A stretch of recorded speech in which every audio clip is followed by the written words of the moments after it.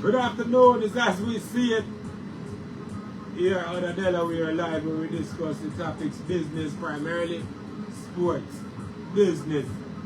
So everything business, that's what we on, business, making this money out here. And every Thursday night we just take time out to discuss, look at, recap, anything with the business, talk about business, how to get the business going, you know, how to get your money right with business. As we see it,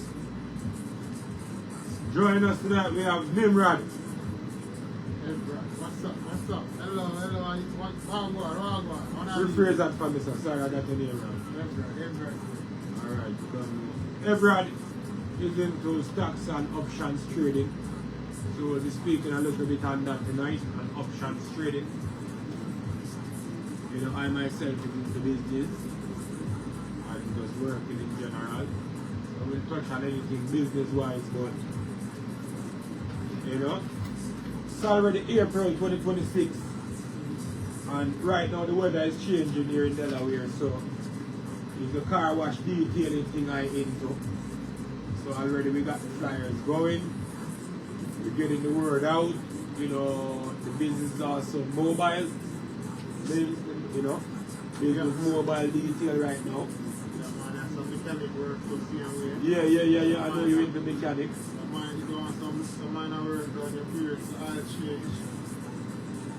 Start the detail, man, so put in a package and get the car detail and get the oil change in your periods. So. Yeah, man. Yes, brother. So which car you like work on? Which car do you more than fun as a mechanic? Honestly, with that piece, I'm more common with the Honda Acura side of the world, you know? Honda Acura. Yeah, man. Okay, Honda. So you is an Asian car, Honda. Yeah, car. Sorry, the office. Yeah, man, actually, I guess I want to start off with when first I tried have a Honda. I don't know, say, sometimes I pursue mechanic on way to some. I do a little work on them same way, so we grow with it, so kind of have a nice, a little more understanding of it, so naturally.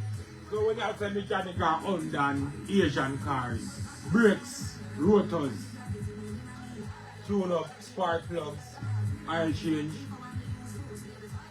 you got these things. Yeah, man, we can do them things there, definitely. Those are mostly like that's considered maintenance, no? Okay. Some preventative and some is what they don't call it. Interval. Yeah, that's the correct word. Interval. Like 5,000 miles, you know, depends on your oil. 5,000 or 3,000 for oil change? Depends on your oil. Synthetic, you can go 5,000 synthetic, full synthetic. Regular oil, 3,000, but synthetic, you can get 5,000. Or with synthetic oil? Full synthetic, yeah. So team, there's regular motor oil and there is synthetic oil. Yeah, man. So you're saying with full synthetic oil change, you can go up to 5,000 miles before obtaining another oil change. Yeah.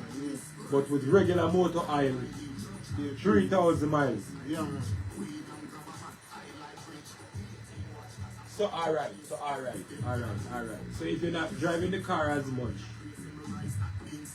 when you do drive, you go for long distance. But those cars that you drive every day, but not far miles. Same mileage still starts 3,000, 5,000. Yeah, man. Once a mileage, right? You know? Like I said, some people consider highway and some consider, city mileage. City mileage, I would say highway mileage probably have more pressure on the car, honestly. So if you do a long journey, and you're close to 5,000, and you're close to your mark, you can change it before. If you know, say, a mostly long journey, because if a long journey, they only go more like 60, 70, 80,000, 80, 60, 70, 80 miles per hour. For a long period of time. So, So is there a brand of oil you prefer out there within the synthetic market or the regular motor oil market? Valvoline, Castrol, from me personally, Castrol. CarQuest. Castrol, like. Castrol. Somebody also go back to the first time, we start to Highland is in there. Castrol was one. Castrol was one of them, you know? What BMW is called for Castrol? Don't they Castrol? Yeah. It's a possibility. Yeah, they do. They do. That's what you gotta use with BMWs. You know, you gotta use Castrol oil. So, you know, that's a good choice there. I guess if BMW has that down as their primary options for all the oil change, you know? Okay. So Asian cars, oil change, brakes, rotors. Diagnostics, some diagnostics. Okay, diagnostics. Hook up with the reader. Hook up your reader to it and check what go on. Alright, this you can pinpoint some issues if necessary, no? Yeah, can I go and read that? I wonder where my reader they took. We need that for tomorrow. We will just show the fans what a typical OBD reader looks like. Yeah, but the same we can't find a reader there. What go on, people? Now what is? So this is just a regular snap-on reader, fans. Typically, under the steering of the vehicle, this would go plug up, you know. And then now this is your portal that gives you the reading. In this case, we're using a Solus Edge from Snap-on. You understand? Push it back in the OBD too. And get the reading on the screen here. Bright up. So this is one of the major tools in the diagnostics field. With that now you can pinpoint accuracy what go on. You can check almost how it fluctuates more in depth in the brain, right? Business side of that. How much for a reading? How much you charge for a reading? As in for read the car. We're not talking about read people. Because we know that your price of reading up people in the ends. Up there, but for read the car, for plug up the diagnostics, get, you know, communication as to what the vehicle is doing or not doing. It depends. Depends, alright. When I check it, I give $100 for just check it. But if you do the work with it, we do it. Yeah, $50 and you put your work. You need 50 for your work. How much? How much then? 50. 50. Okay, people, so... No, man, I said 100 for just the diagnostics. If you tell her what I go on, we get 100, we hook up for $100. Alright, it depends. But if you give me work, if we have to do the work now, it's only not 50 and 50 go towards the work. You understand the math? Okay. Alright. So again, people, when the check engine light comes on the dashboard, you know, that amber looking fearsome light. Check engine light. You know, bring it over here. You know, Elrod and Bless, you know, will diagnose your car quick and ready. Get you up and ready for the DMV inspection, get you passing, and, you know, with the necessary tools and quick and fast auto parts, ordering and delivery systems that we have will get you on the road quickly. You know. So alright, so back to brakes and rotors now. Yeah. You put it on the link or you jack it up or, you know, what go on there, so. Or you wear a vehicle coming into the lot. Need brakes. Or you tell it need brakes. What go on there, so. You have a couple of ways, you know. The customer probably go hear some type of noise and then want you to check it out. But you have the wear meter, some on the brake pad itself. Okay. When you come down to a certain level, you hear it start scrape on the rotor. And that's when you hear that squeaking noise. Squeak, squeak. You know, and necessarily a fully need brakes right then, but the really thing that wear meter, I think it's about 40% or 30% when you reach to the wear meter. So you only have 30% left. So right there you want to start, you know. So the brake meter gives you some kind of notification, hey, it's time to change the brakes. Yeah, or it's coming. But sometimes you still can go down to 10 where you take chance, 10% and so. Right down to when you start here the rotor like Okay, stop there. Two things. So, alright, so you mentioned how to tell the brake. How you tell the rotors needs changing or the rotors? This is something about, what that? so you have ways you can change, tell how the rotors need changing. One of the main way, and when you gone too far, that means you need brakes and rotor. If you hear it start grind, that start that means the brake pad done. But you have the metal, it's two things. You have the metal and then you have the brake pad. When the brake pad done, the metal start rub on the rotor. Because the brake pad's supposed to rub on the rotor. When the metal start rub on the rotor, you're gone way too far. Now you need rotor and brakes. We have instance now where you have your rotors and you do everything good, but you just drive a car enough and you change a couple brakes, maybe 1, 3, 4, 5, 6 brake set. Your rotor rub down and start warp. That's why sometimes you take on your brakes, you feel the steering wheel wobble, that means your rotor kind of like your butt, your rotor gone. But it could be other things, you know, but that's one definite way of telling your rotor. But so you have the vibration, you also have the noise. That's mostly what go on with the rotor. Okay, so while we're within that vicinity there of steering, handling and suspension, you're saying there's other things that could happen within the area there. Give us some of these names. Lower control arm, upper control arm, tyrant ends. Give us a brief description what these things are and their connection to the rotor and the brakes. Lower control arm, upper control arm, struts, and the tyrant ends. Yeah man, then the suspension, you know. So we're trying to the steering wheel. The steering wheel, which is the steering column. And the rock and pinion underneath what they call it. But that control the steering system. So if the tire then them go bad, that means they have a boot, they have a little ball settings. The ball in there bounce around. The ball supposed to just in there firm and now move. The ball in there bounce around. And sometimes it start vibrate. So the steering wheel move, is it? So that can be one of that. Control arm, most of them are same concept. The ball in it and jump up and down. So that show everything and it's supposed to firm and now move. They're supposed to move a little bit in it and twist and stuff, you know, bounce up and down. Problem that. Okay. And that's for the tyrant ends. Tyrant Connected to the steering column. Yeah. So you, as you drive, the steering ends is onto the wheels. Right. You understand? And a lot of times when they need alignment, that's what you're going for, people. To align the tyrant ends. Yeah, correct? In and out of Okay. yes. Alright. Different. Them connects also they move like the wheels like this and sometimes like that.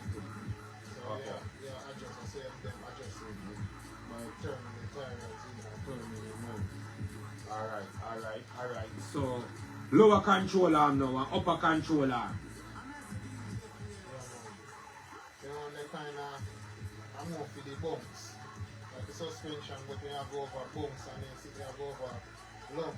Not really, yeah, but then they say, they more kind of work. They work with the steering wheel, you know, but they more work with the struts then, you know. And then control the bumps and the ride height and the ride feel or the ride feel, you know. Okay, the feel. Yeah. Okay. So now lower upper the ear so. And it a go so. Yeah. And it's, after the steering, when you feel it most, you're feeling good with the bumps. Okay. And these are all still ball joints in play that can go bad within the upper and lower system? Yes. Okay. The same ball system, boomerang. So them go bad. Okay. Okay. And then now, the shops are the struts now. So this go through the upper, lower, upper control. The strut sits between there, right? Yeah, man. And to the spindle. Yeah, the thing don't mess around. Like the brake part, the rotor connector. And the wheel, kind of like the wheel hub and all that way. That was the wheel, you know? Got you. So that was the wheel now, and then the struts and something that come down from connector. Right. You have the struts, and then you also have the inside of the strut of you know? A shock absorber. So two in a one sense. Got The spring body. So your strut go back. The spring body and then the shock absorber go back by now. You know? They work together. When one go bad, one go at the back. And shock absorber go bad the spring, you worry, you know. A week out the spring. Got you. So for stopping power, what you recommend for brakes? Is it the more expensive brakes? How this thing works? Stopping power. I want to stop quick. Yeah, you want. Stop quick and fast like the brother Shift and Craft. See, All the stuff. What we do? More expensive brakes, or is it the material ceramic, or versus, or just buy more expensive brakes? So normally the more expensive brakes come with the more expensive material. You know? Okay. Better material. Yeah. And the better material normally Give you more give stopping. you more stopping And longer lasting. Longer lasting. So, fans, what we are saying is that you don't have to break the bank and get the highest budgeted brakes, but you can get in the middle there. You understand? For longer lasting stopping power. Some people say your stopping power should last you for at least a year. Your brakes when you change them. That's not necessarily the truth here. You know, when you're doing DoorDash or you're doing Amazon or you're doing these things. How would you say these things affect vehicles out here? Wow, it's a good thing you brought that up because here it's a new thing to the world in a sense. It's not necessarily yes. Spin the head like gigs. Yes, it's not necessarily new, but it's definitely caught. It's very much active right now. Big active. But good thing I should say that. But yes, something like that. When you do those things, it's important that you check your brakes on a regular, and you get your oil change on a regular, and you check your tires on a regular. And that's that. Hold on, check the tires. You can rotate the tires also to keep with the pressure on the road. Yes, man. All of that is in the mix. So normally, it's almost a hidden rule. Every oil change, you rotate the tire. Okay. You know? It's supposed to. Because, the more the pressure is on the front with the axle and the engine and everything. And the stopping and the going. Stopping and the going. So you need to rotate the tires, give them a break to kind of, So with these more and more people using their vehicles to do these gigs, DoorDash, the likes and others.